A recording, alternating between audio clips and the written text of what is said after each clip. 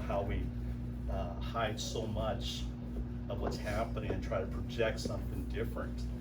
And the more I understood that about myself, the more I was able to recognize that in my brothers, my cousins, my friends, and I said, there's something upside down here.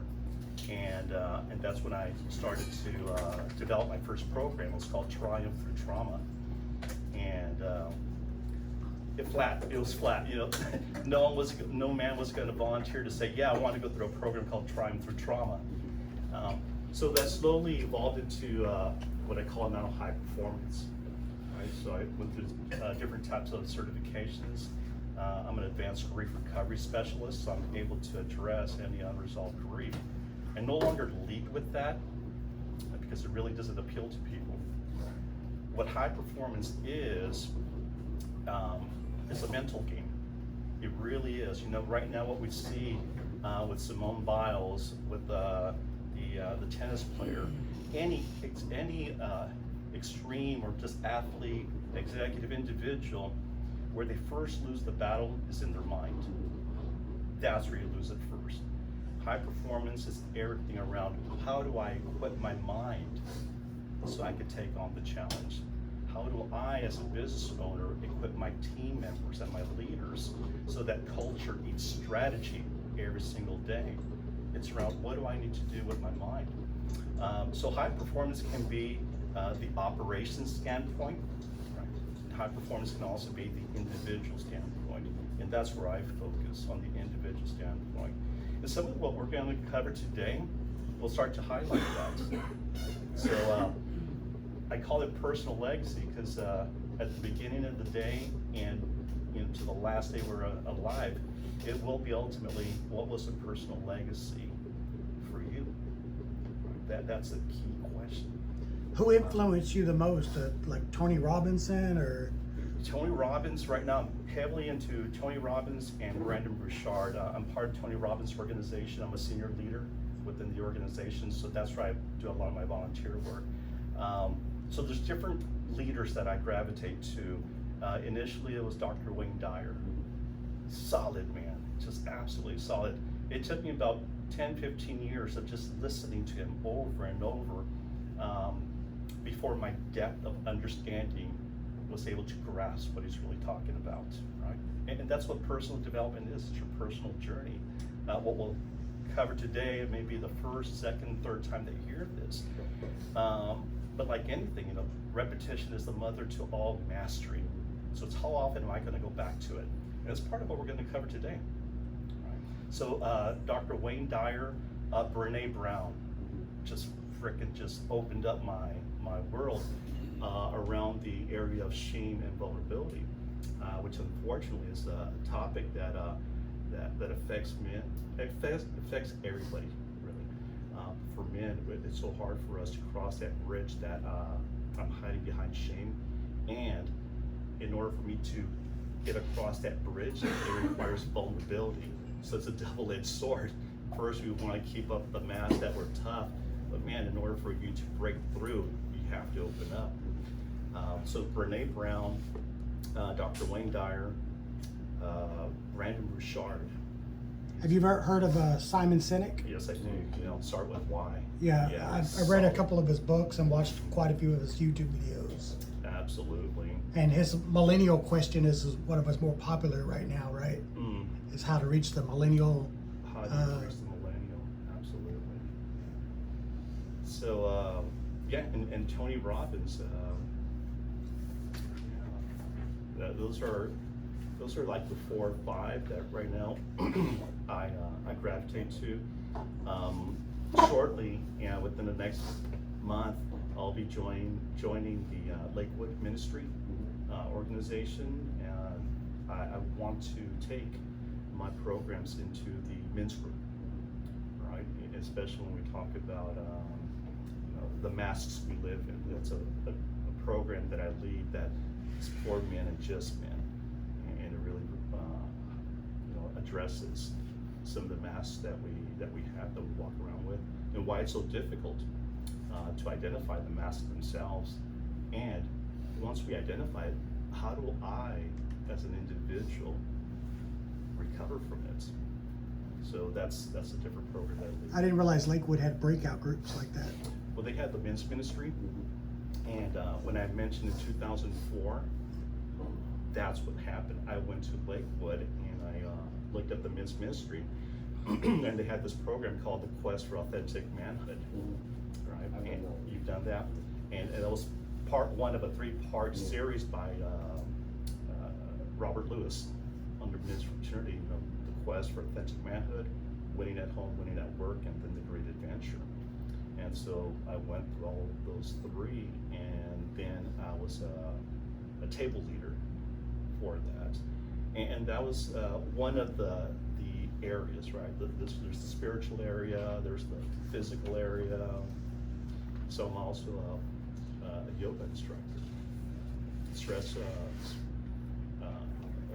resilience mentoring coach. So I bring in all those elements to ensure that I could cultivate a program unique to the individual or unique to the group, the needs of the group. There's a husband-wife team in Brandon's group. I think her name is Amy Pollock, that does a similar business coaching. Yes. God, I forget the guy's name. I want to say it's Brandon, isn't it? I met with her last. Jerry. Yes. Yeah. She sent me the book. I just haven't read it yet. She wrote a book? No, the lady in Brandon's group. Her and her husband wrote a book. Why don't we go ahead and get started? I don't know how far he is away. All right. Well, I'll stand up. So I was, and thank you for asking that question. This kind of starts to highlight the flavor of the type of coaching that I do. When we talk about, when we think about high performance, many times it's about the operations aspects, the efficiency and effectiveness, and that's all part of the equation. I focus on the mental side, the mental and emotional side. How do I equip myself so that I can really deal with anything? Deal with anything that I'm used to dealing with? And how about deal with something that I've never encountered before? What kind of mental state do I need to prepare myself with, an emotional state to say, I don't know what's on the other side of that door, but I can handle it. That's the kind of high performance that I do, right? There's several different programs that I lead around that. And one of the avenues, one of the slivers of high performance that I start off with is something called personal legacy. So I want to thank you for inviting me here, Tony. I appreciate it. Thank you. Presenting to Hexagon Plumbing today, since we're on YouTube. And my name is Frank Zendejas, and I'm the founder of Zendejas Strategic Integration. I'm a certified high performance coach, and please ignore any kind of misspellings. I already see one. Strategic integration, that is very purposeful. Right? One of the key things that I recognize is that we become disintegrated from all the capabilities that we have. We may not even know that we've become disintegrated from capabilities, our awareness, our intelligence, whatever it is. And we're so unaware of it because it's such a normal way for us to exist. Strategic integration for me is understanding, based upon what they're sharing, this is what's been disintegrated in them. My objective is, how do I strategically reintegrate you into all your capabilities, your capacities? People say, hey, I don't have that. It's not that you don't have it. You've always had it. You just don't know how to access it. You always have it. So, a little introduction about myself, Frank Zendejas. I'm a business and personal performance coach. And I've been in personal development, I shared a little since 2004. And in 2015, it turned into a purpose for the reasons that I shared. I left my corporate career in 2018 after 25 plus years. I was in the financial and oil and gas industry, specifically information technology. I have an undergrad in computer information systems and an MBA in information technology. And what I did for oil and gas and financial is what we call enterprise architecture. And as an enterprise architect, I was in a global role. I supported the organization in Singapore, Australia, Chile, Santiago, North America. And what an enterprise architect does is they really do just 3 things. they understand where are you now, where do you want to be, and what's the roadmap to get you there. And we do that from a technology standpoint. And when people hear that I'm a high performance coach, they say, God, Frank, that's such a huge swing. And I said, no, it's exactly the same thing. I'm architecting a different type of system, co-architecting a different. This time it's a human, right? I'm still asking the same questions. Well, where are you now? Where do you want to go? And what's the roadmap to get you there? I have a declaration. Part of my personal legacy is, what is your declaration? What defines you? And so for me is, I, Frank, see, hear, feel, and know that my purpose is to lead my life, to be complete and wholehearted, that I am a vessel of God's energy in bold, beautiful, nurturing service to myself and others every single day of my life. I wake up saying that, I go to sleep saying that. When I was talking about what's on the other side of the door, that's what I say to myself. Then I step through. As I was sitting in my car, I said, I believe in these things: service, leadership, connection, and challenge. I'm a huge advocate for service. I volunteer a lot. Leadership, I'm Tony Robbins' organization, a senior leader. Connect, as I was saying, I'm a yoga instructor. I find that that's a good way to connect. I volunteer in church, and I freaking dig challenges. Mm-hmm. I do, man. I'm a 2-time Ironman finisher. Oh, congratulations! Wow. Thank you. Did Ironman Arizona, Ironman New York, and last year I was training for the Leadville 50, and that's 50 miles in Leadville, Colorado, where you do a trail run 50 miles. That got canceled because of COVID. About 2 months ago, I did the 4x4x48, and that is a David Goggins. Anybody familiar with David Goggins? Oh, yeah. Crazy. So I love him. I love him. You talk about challenge, right? Is that a 50-mile march, or what is it? It's 4x4x48. So every 4 hours, you run for 4 miles, and you do that for 48 hours. Oh. So it doesn't matter what time of day, night. It's like, okay, 4 hours have gone by, and that is more than a physical challenge. We're talking about it is mental. It is all about mental. So, business and personal high performance coach. So, what is it?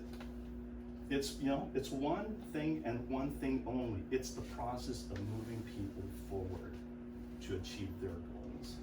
And how do I do that? Well, through cycles of leadership coaching focused on discovering personal power laws. We tend to think of this is where I want to get to, and we're really good at identifying goals. Every year, January 1st, this is what I'm going to do, this is what I'm going to do. How often do we actually accomplish that? January 2nd. Well, what happens is that power loss always comes into play. And so what I say is, man, I think it's great that you have a vision, a goal. However, if things are not cleaned up, you're going to run into the same thing that you've been running into every single day of your life. Why do I always sabotage these things? Why does this always happen to me? I can't because of they. I can't because of this. I can't because of that. For me, that's personal power loss. Let's first identify where you're losing your power, plug that up. Now we're talking about tracking your goals.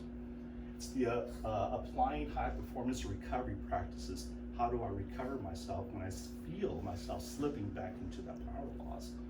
And then thriving through the experiences of goal achievement, whatever that goal happens to be for you, personal, professionally, relational. And why do I do that? So that individuals and team experience immediate and long-term success, gratification, and fulfillment from the results that matter the most in life and business. I highlighted that because oftentimes if we don't know what we're pursuing from an outcome, we're going to be pursuing somebody else's outcome, right? One of the things that I love that Brendon Burchard talks about is reclaim your agenda. If you don't have your agenda, if you don't have your goals, if you don't have your pathway, you're going to be marching to somebody else's. So we're talking about how do you reclaim, define your agenda, and execute to that. The framework that I use is something called Discover, Recover, Thrive. discover what's getting in the way, access and leverage toolkits and skill sets to recover yourself daily, and then thrive through the actions of that. So I mentioned this was going to be really interactive. Does anybody have any questions on this? Anything that I could clarify? I like being challenged on this. Well, Frank, what about this? Frank, what about that? Or Frank, can you help me understand this? Or why is this not in that? So, yeah, you know, part of coaching is it goes back and forth, right? So, Well, a lot of that's applicable to what you're seeing today is in the society at large. Why me? Why is this happening to me? absolutely. How can I get out of this rut? How can I get out of this rut? Yes, that's a really good question. Yeah, thanks for. You know, every day I feel like I have more to do than I have time to do it. So when you were saying results matter most, to me, I was relating that to I prioritize everything every day. You know I'm not, there's gonna be days I'm not gonna get everything done. So what's gonna benefit this company the most? What's the most important? Which customers do I need to prioritize? You know, and do my list like that. What I don't hit today, I try to start out with tomorrow. Unless there's something tomorrow that's more important than that carried over from that day. No, spot on, you know, and yeah, that's a key focus point, right? When we talk, that comes from Brandon's increasing productivity, right? And while efficiency and effectiveness is important, we could have a checklist, 1 through 20, that we're going through every single day. But are those producing the results that matter the most? Unless we identify and include that results is really based more on purpose. The results that I execute have a purpose because they align and support my vision, my strategy, whether it's organizational, business, personal. So we could go through the process of checking everything out day in and day out. Frank, there's evidence that I have achieved things, but I'm not fulfilled. Well, does this support your purpose? Well, no, it doesn't. Then why are you doing it, man? So George and I stayed here late yesterday, just trying to talk through things, how to be more efficient at what we're doing for the staff and for us. Kind of what he was talking about is Sometimes you see those guys prioritizing. that are just busy all day long, but at the end of the day, they haven't gotten what really needed to get done. Exactly, yeah. And so the opportunity there could be, hey, let's bring in some focal points here. Let's clarify some things, and let's align to the increasing performance from a purpose standpoint, right?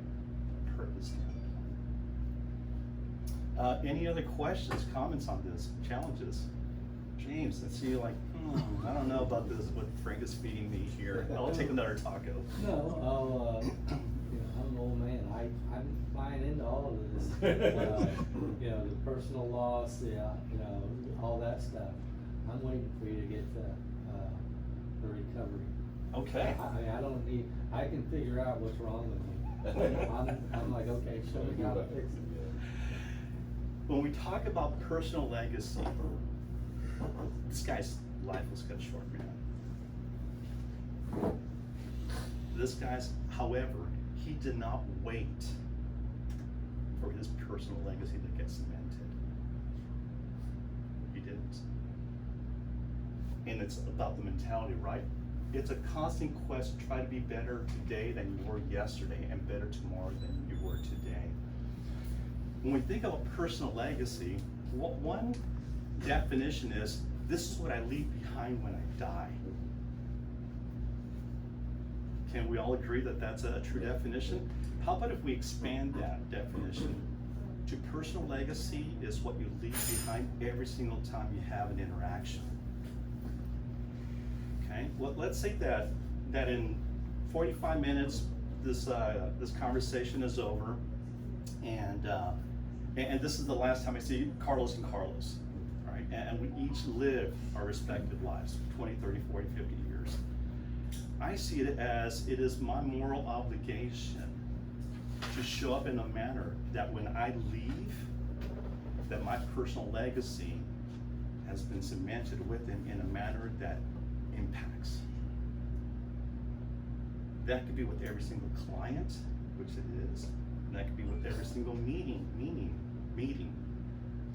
conversation.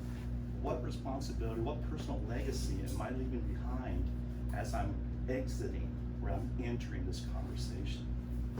Personal legacy can be something that's a footprint that's happening every single time. So I invite you to expand that definition. The personal legacy is, something that we're leaving behind when we pass away. But it's also something that we're cultivating and creating every single time we have an engagement. I dig this guy, Conor McGregor. And one of the things that I really dig about him is that he says, there's no talent here. This is hard work. This is an obsession. Talent does not exist. We are all equals as human beings. You could be anyone if you put the time in. You will reach the top. That's that. I am not talented. If I'm not wrong, Carlos, one of y'all would know this, is I read somewhere that he was a apprentice plumber. Yes. Is that true? For 12 years. But if you think about that guy, like, his last fight was just last month. The guy's worth hundreds of millions of dollars, and he's still willing to go get beat up in the face. Right. I was worth hundreds of millions of dollars. I don't think neither one of us in this room would be wanting to go do plumbing work every day still. Like, That's an interesting observation, Carlos. Why do you think that is? like he says, he's obsessed. This is legacy. He doesn't want to be just known as worth hundreds of millions of dollars. He wants to be known as the best, fighter or champion. He likes that challenge. He likes the challenge. His purpose is clear for him. That's what that is. He may have had that checklist, $100 million to check.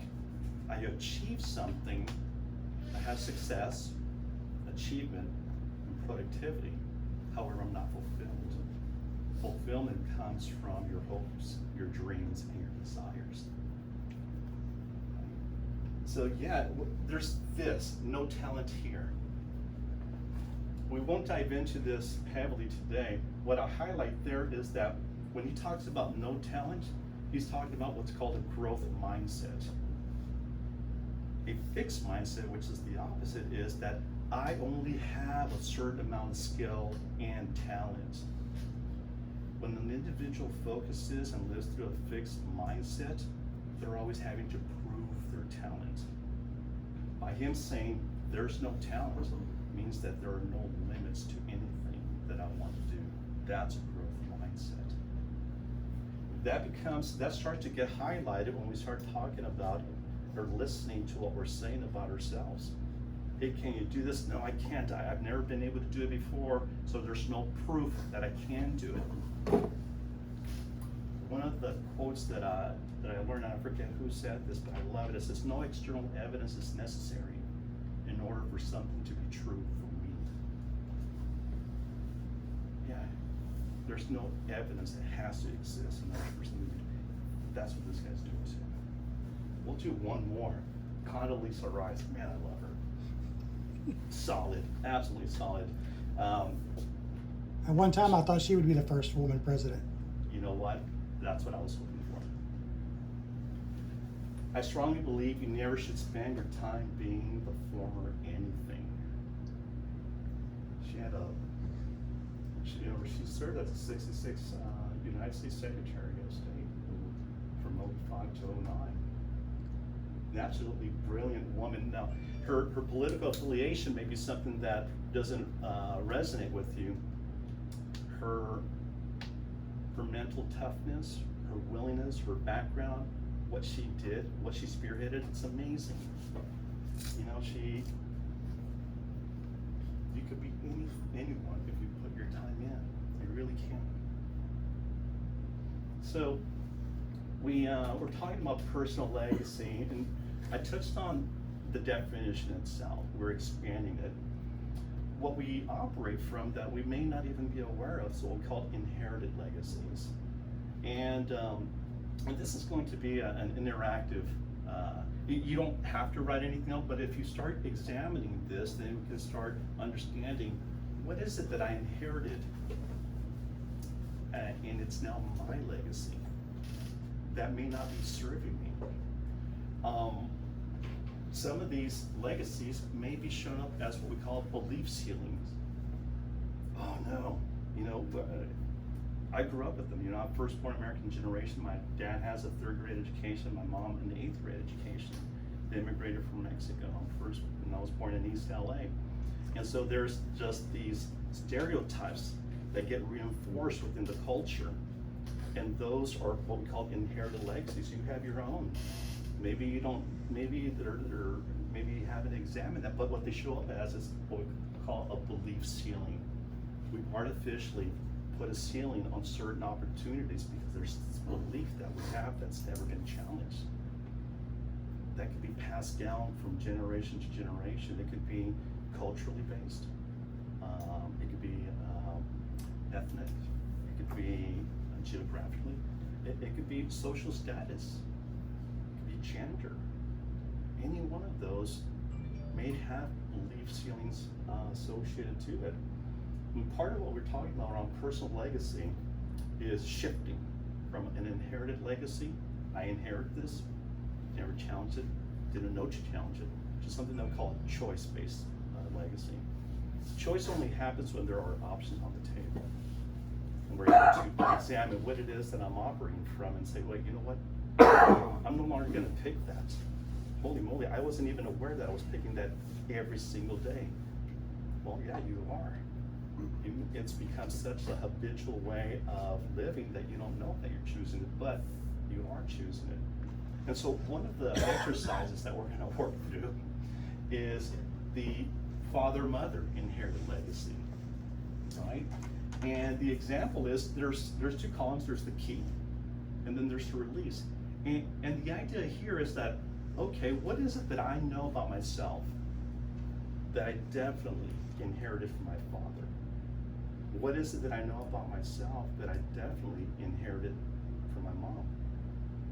Right? It could be 2 or 3 things just as an awareness building exercise. And the idea is, okay, from these things that I inherited, what are some things that I really want to keep from my father that I have, that I showcase, that he modeled it, that I'm just like that? And what are 3 things that I want to release? Same thing with my mom. And so for my father, he was a seeker. He was just really into reading knowledge, very faithful. He was a dreamer. What I learned from him, and I inherited this from him, is, again, a victim. And everything is happening against me. He's a bully, and so was I, man. And until I had my own growth, it was not a good place to be. Low self-confidence, and that comes from having a fixed mindset. I'm stuck with what I believe I have, very judgmental. And for my mother, my mom is tough, man. She's a freaking gritty woman. She's a straight arrow, very dedicated, but she also controlled us through guilt. She did. And she didn't know how to articulate affection. So there was no words of tenderness or no physical touch, and so I inherited that. And until I was able to identify that, right? Oh, I inherited that, and then started doing choices. A lot of the commentary that I got from girlfriends was, Frank, you're an enigma. That's what they would call me. I don't know what you're thinking, what you're feeling. You're just like. And so, wow, I didn't know that. I thought I was really being communicative, right? Well, yeah, you communicate, but you just don't emote anything. Wow. And so part of this is that I identified myself as a victim from my childhood loss. I held on to the identity despite non-serving limiting impacts in my life. And so we can say this happened to me as a kid, and I identified as that. I am, I was molested, and that was my identity until I was in my mid-40s. And so with that identity comes a lot of baggage. a lot of belief systems. Who's gonna want me? I'm broken. Just the stories, build up around that. I mentioned about the enigma, and my low self-confidence caused me to not go after what I really wanted. So I had settled in a lot of areas of my life. And so here's the opportunity for you. And again, you can write this down if you want to, or not. You could just say, you know what, I'm gonna think this for the first time. But the opportunity is, okay, what are 3 things from my father that I currently do that I want to keep? And what are 3 things from my father that I do that I want to release? And then the same question for your mom. What are 3 things from my mom that I want to keep? And then what are 3 things that I know I do that I learned from mom that I want to release? So we'll take it like 3 or 4 minutes to do that. And if you want to talk about it, we can. Right? Frank, would this qualify as that? Would this qualify as that? In many cases, this may be the first time we're really taking a dive into this or writing it down. Sometimes just talking it out loud starts to reveal some things. My name is Frank.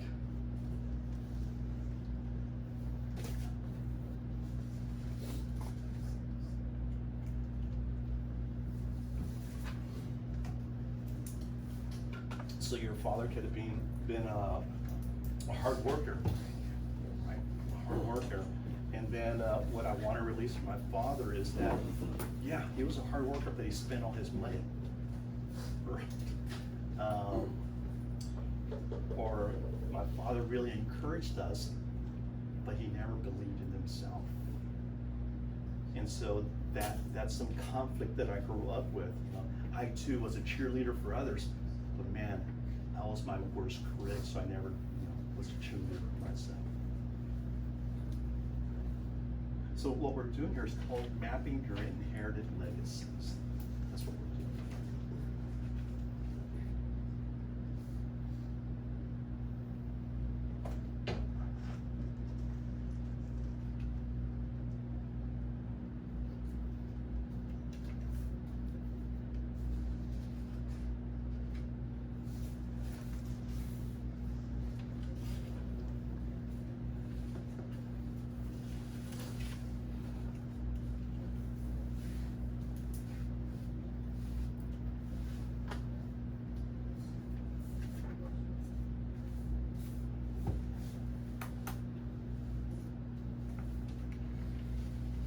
Take maybe 1 more minute.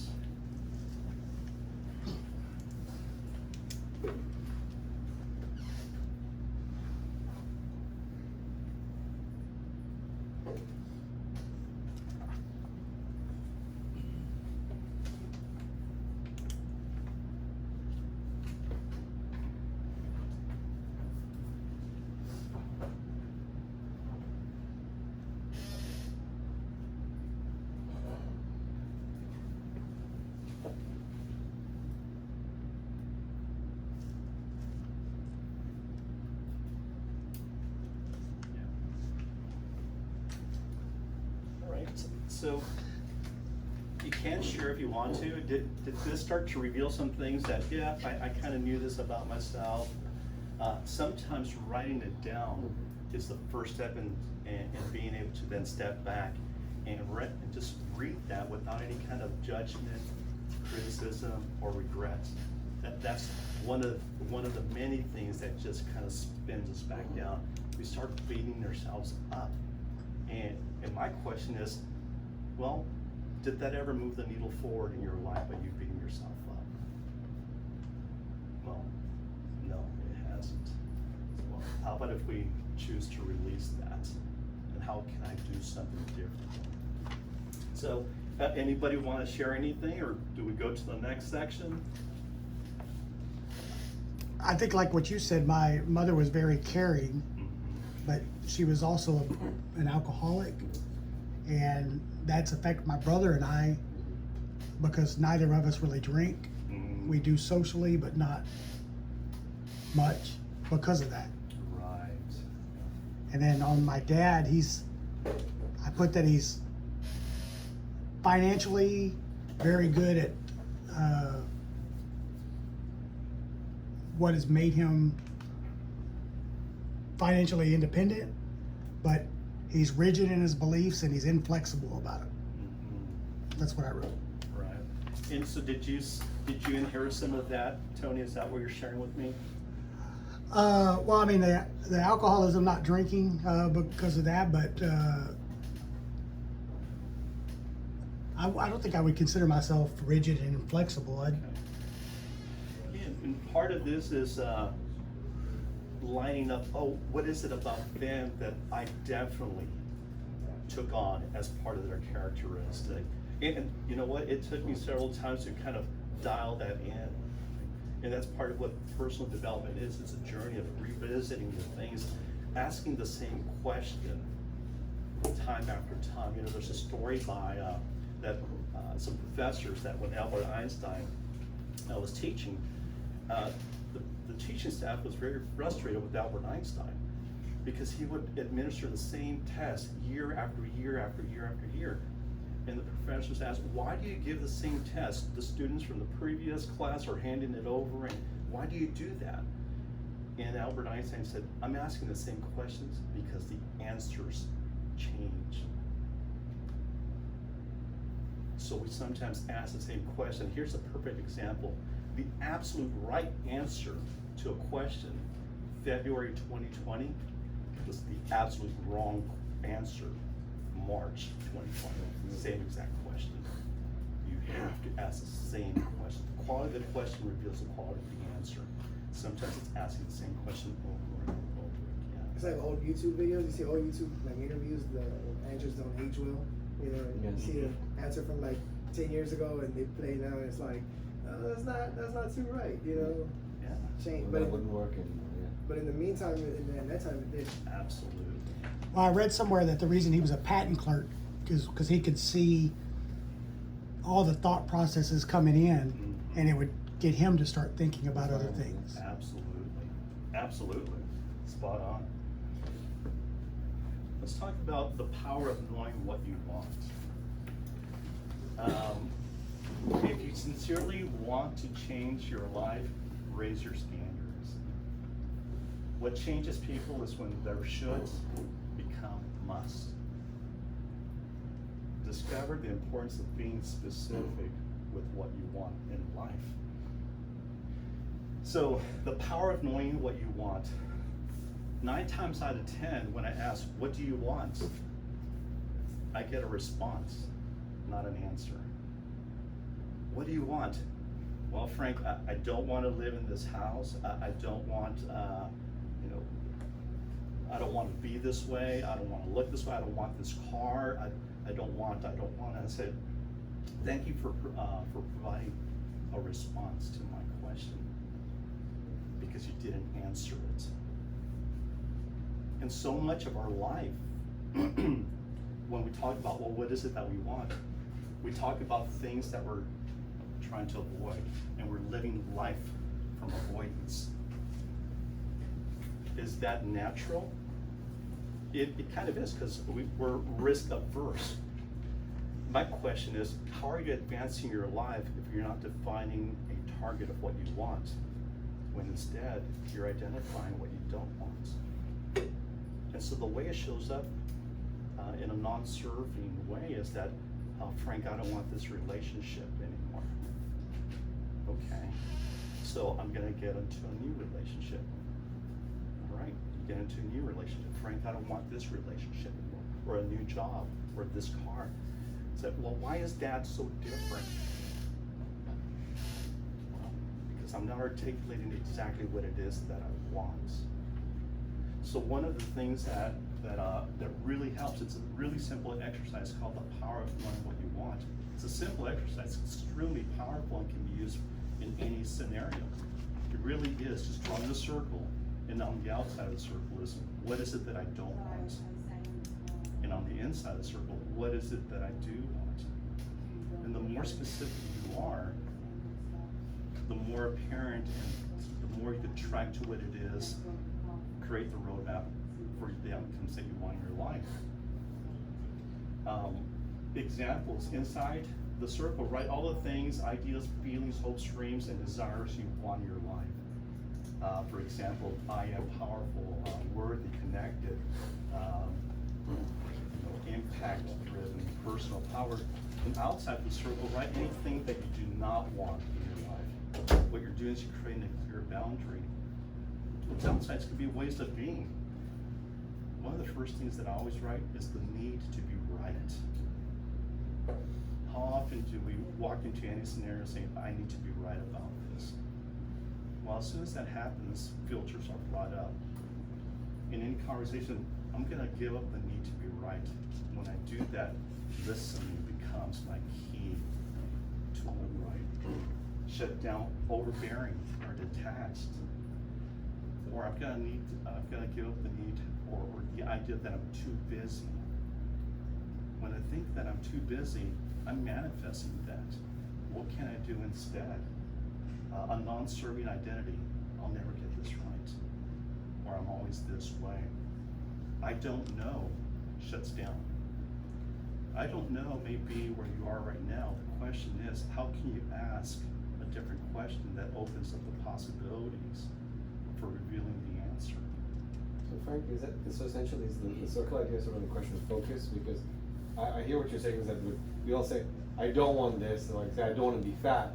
All we're focusing on is like being fat. Yes. And versus if we say, okay, I wanna be at 180 pounds by Christmas. Yes. It is because then we're focusing on okay, what, and I actually I don't know why, but when I took my motorcycle safety class, one of the things that my instructor said, where you look is where you go. Yes. And if you ride a motorcycle, if you look this way, even if you drive a car, right? You know, whenever people see an accident, they drift, Yeah. and that's why people run into cops on the side of the road when they're doing tickets. And that really made sense to me. It's like you don't realize it, but your body actually goes where your focus is, and it's the same thing when you ride motorcycle. And so I was like thinking about it just now. I was like, oh yeah, if we, even if we don't necessarily know how to get there, we say, hey, I'm going to have $500,000 in revenue. Yes. And that's what my was something about keeping my eye on the prize versus Yes. saying I'm not going to lose money. I'm not going to be Exactly. unproductive. Yeah, where the focus goes, energy flows, Yeah. right? That's Yeah. spot on, Shannon. That's exactly what this is. The more we focus on what it is that we do on, the clearer we are with that. We're actually we're eliminating the distraction. Mhm. That's a perfect example, right? There's a popular book that used to be out called The Secret that's Yes. kind of in line with that. It's all about, it's under some put this under the umbrella of manifestation, Mhm. the law of attraction, right? It all falls under that. I found this to be a tool that really helps an individual put it on a piece of paper. And it takes 10 seconds in some cases.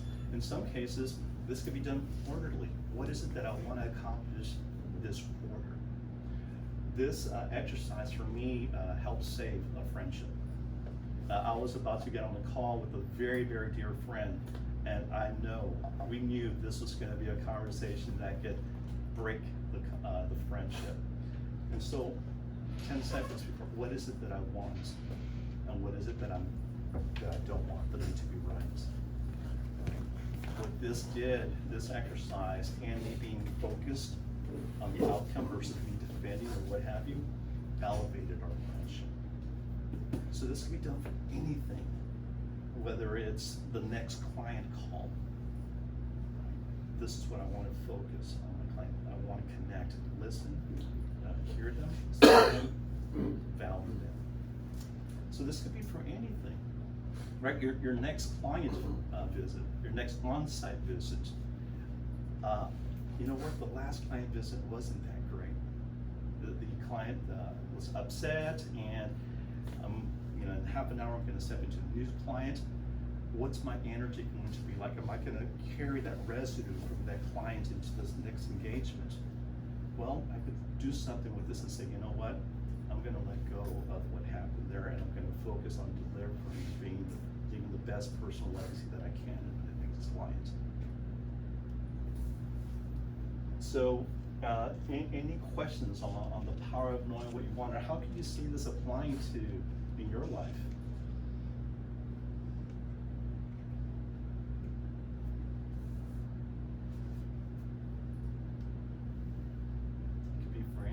be the next conversation with your wife, your girlfriend, your husband, your conversation with your daughter, with your son.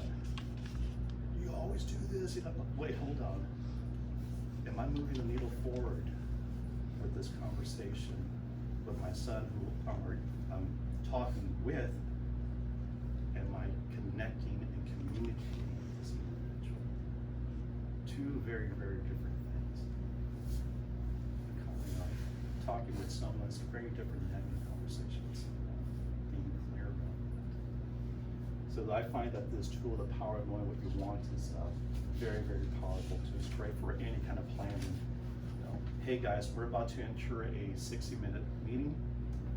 These are the outcomes. Boom, circle. These are the top 3 outcomes. Carlos, I know that you want to talk about this. We're going to put this on the outside. However, what's on the outside, it's going to go on the inside of the circle the next week. It's a really, really good way to also plan out conversations, because then the focus is, you know, in the center of the circle. I'm not ignoring you. I put it on the outside. That's going to go on the inside next time. It's a wonderful tool for that too. Any questions on this? No. Tony, how are we on time? We're 5 till 9. Good, go ahead.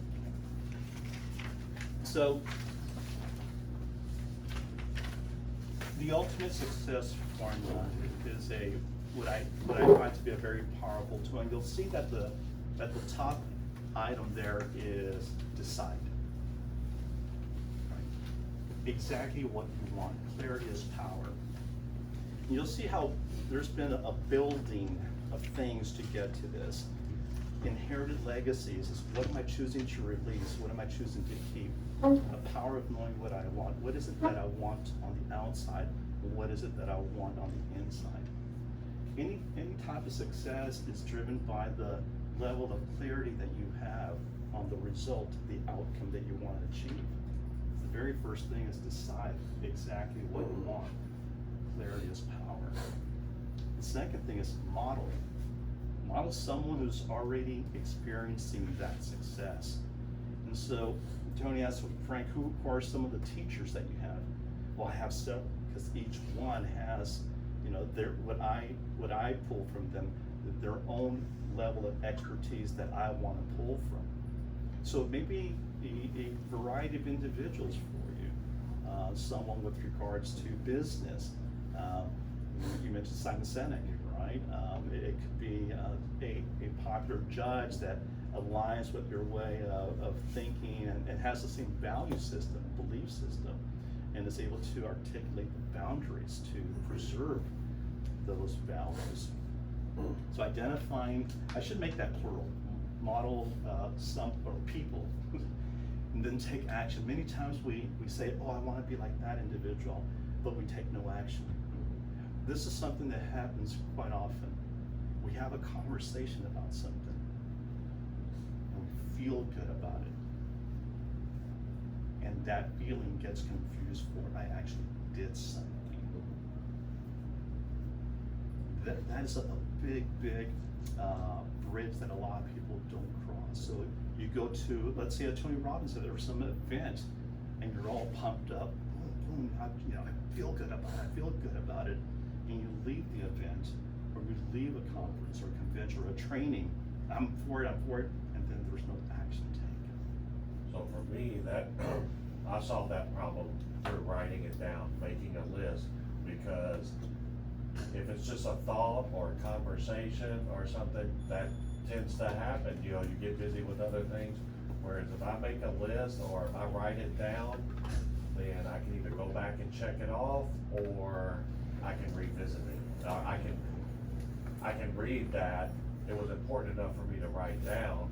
So then, after all the chaos has settled down and I read it, then I can revisit it. Absolutely. Yes. Yeah. It's a matter of taking action. Get yourself to take massive action, like you said, now, right? And then evaluate.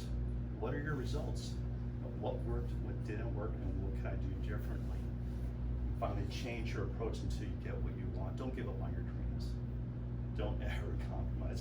If something is not working for you now, and you still want that outcome, find a different way to do it. Right? And cultivate mental toughness. Decide and commit to master the monotonous. in order to become the ruler of your daily routine, which in turn leads you to being able to accomplish anything you set your mind to. You will be an overachiever, you will be exceptional. This is one of the biggest challenges when we think about success. We're not willing to deal with the monotony of the exercise. We see the athletes right now, the swimmers. I forget what swimmer was highlighted, but they tracked the number of miles that she swam. Leninsky or whatever, I think is her name. Right?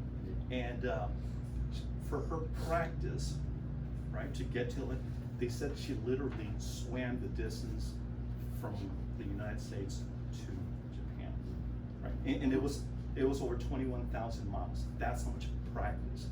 Now, is that always going to be exciting? No. Is that always going to be easy? No. That's the key separator. People want ease and excitement, and success as the outcome. That's not part of the equation. It's like LeBron James spends like $1 million a year on his body. Yes, he does. Instead of like James Harden, who probably goes and parties $1 million a year. And, Well, one that I like that kind of touches all those points is Elon Musk. Yes. He started SpaceX to privatize space and to get to Mars. So he had an objective, a goal, and during one of the interviews I saw, he was brought to tears when they were saying that the astronauts that he was following their example, the prior example of going to the moon and stuff like that, didn't think space should be privatized. And it almost brought him to tears during that interview when he was saying that some of the people he admired most said he shouldn't be doing this. He shouldn't be allowed to do this. Right. So, you know, where you say models, he had a model that was kind of working against him, but he had a plan. He taught himself astrophysics, which he didn't know, where he could pursue that goal. Absolutely. Yeah. Yeah, and for individuals that were sharing that to him, they had their inherited legacy. That is an inherited belief that the astronauts had, if that's what it was, that was telling Elon, yeah, sorry, you can't do that. That is an example of a fixed mindset, right? It takes a certain amount of skill, talent, you can't have that. Elon is a growth mindset guy. If I don't know how to do this, I'm gonna find out someone who is doing it. I'm gonna model it, I'm gonna take massive action, I'm gonna evaluate my results, and whatever's not working, I'm gonna change. That's how Bezos and Virgin did what they did this past month. Right, Richard Branson, yeah. Yes. Yeah, but that goes back with everything, spatially. It does. You know, I mean, when I was a kid, we had a tank that was developed for the space, you know, and people took what they developed and made it, you know, private value. You know, I mean, there's all sorts of. I remember Tang. I like that. I like Tang. But there's so many products that we use all the time now that you get everywhere that they were invented, if you will, from some big government, like the military or the MREs space. maybe. You know, yeah, I mean, all that, it's, to say, oh, we don't want this privatized, it's just closing your eyes to the history of it. Agree. So the ultimate success from that is part of now, in consideration of time, that there would be an exercise where you would go through what is the outcome that you want. Who can you identify as the models? What kind of actions can you take? That's part of the exercise, and I want to be conscious of time. Motivation, it's mental and clarity, toughness. Discomfort is the currency of your dreams. It goes back to the ease and excitement. It goes back to repetition is the mother of all mastery. My favorite verse, the one that I learned and that I adopted is Hebrews 12:11. It says, "No discipline is ever pleasant but painful. However, after a while, it will produce a harvest of peace and righteousness for those who have trained by it." What I love about this is that there's only one qualifier. One. Trained by it. It doesn't say you have to be a man. It doesn't say you have to be a woman. It doesn't talk about age, social status. That doesn't come into the picture. If you're willing to train, it will come. And the other thing is that it does say after a while it will produce. It doesn't say it sometimes does. It doesn't say only if, it may. It's if you train, it will produce in any area of your life.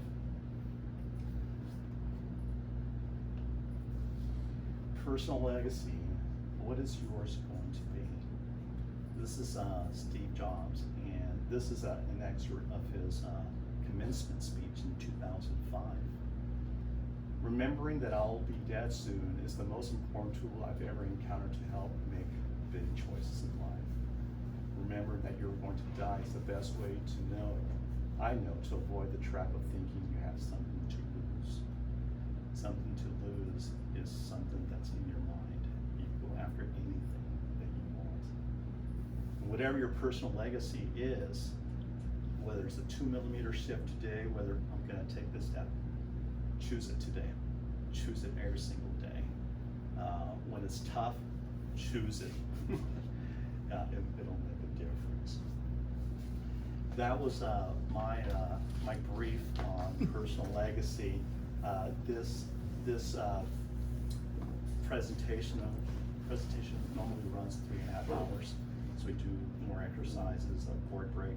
I condensed it into 1 hour, and my hope is that you got something out of it. If you have any questions, please reach out to me. If you fill out the forms and you want me to come back in a week or two so we could dive into it, I'm willing to do that. So any kind of questions, comments? Can you leave a business card here? I sure can, yes. James, did you get your recovery answers? No, this is skimming the top.